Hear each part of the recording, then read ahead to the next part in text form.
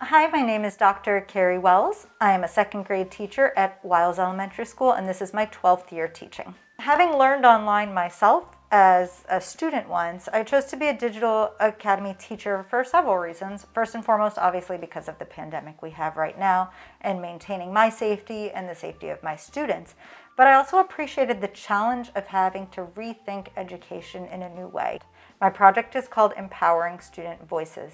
Through my experience as both a learner and teacher, I recognize the importance of feeling a connection to the texts we read. My belief is that if students are exposed to the voices of people who tend to be underrepresented through high-quality children's literature, they too will find their own voices and the confidence to express themselves.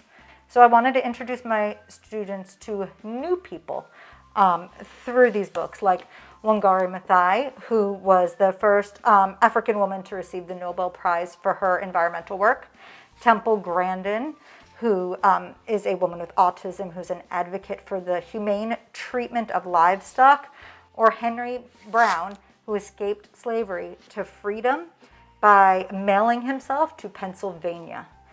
We talk a lot about resilience and facing challenges, and all of these books represent people who had challenges to overcome, but did so with incredible strength and courage. In addition to purchasing almost 100 books, I also purchased STEAM kits and materials for my students.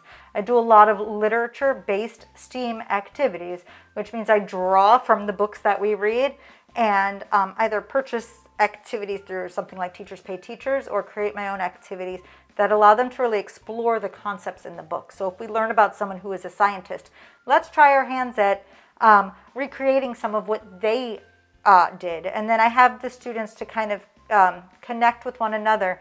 The parents actually take photos of what the children have created, and we share those with each other to still build that sense of community.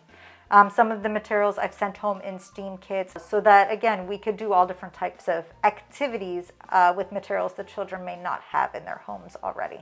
And part of that equalizes that equity component that I talk about, making the materials accessible to everyone. So this project just began in the fall, but I've actually already seen measurable success from my students. Some of the things that I'm looking at are obviously informal type assessments, the projects they're creating, some of their informal writing samples, but then we are looking at standardized assessments. And one of the standardized assessments I use is called the iStation ISIP, specifically in the area of reading based on the nature of this grant program. And it looks at several areas of reading. And you get a baseline score at the beginning of the year. So my class average in September was a 232. I began this project the end of November once my materials came in.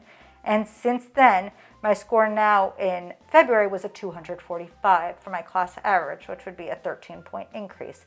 But the part that I think is most noteworthy is the area of vocabulary, which has increased significantly. So in September, the vocabulary score was a 234 average, and now it is a 256, an increase of 22 points. What's really important to note here is that I have 4 English language learners in my class, and I see that vocabulary development in this assessment and in their daily work as well. Anecdotally, I also see a high level of engagement with my students, which I know can be a challenge with digital learning.